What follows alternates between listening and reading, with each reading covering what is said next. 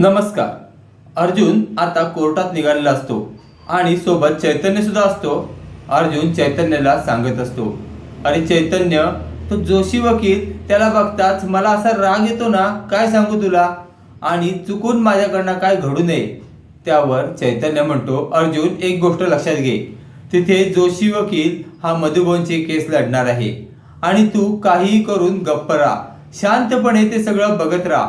कारण मधुभाऊंची केस जोशी वकील लढणार आहे आणि सायली ही सध्या मधुभाऊंच्या ताब्यात आहे.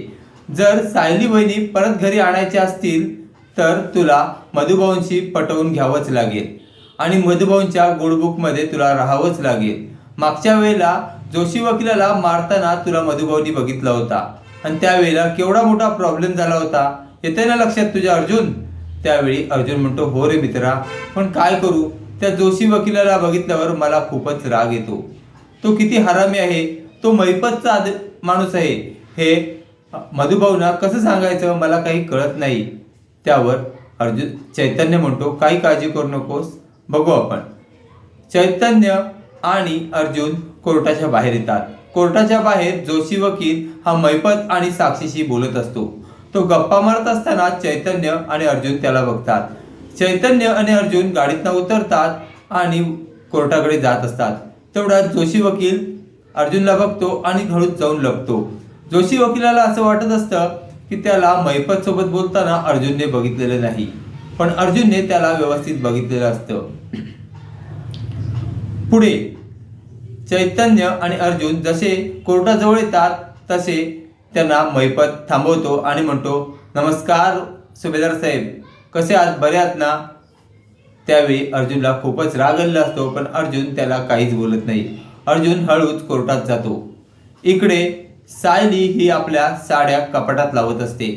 त्यावेळेला तिला एक साडी अशी मिळते की ती साडी अर्जुनने म्हणजेच तिच्या नवऱ्याने तिला पाडवा गिफ्ट म्हणून दिलेलं असते आणि ती साडी बघून सायलीला आता अर्जुनची खूपच आठवण येत असते आणि ती आता रडू लागली असते की मी आता सायली अर्जुन सरांसोबत नाही आहे, असं तिला सारखं सारखं वाटत असतं.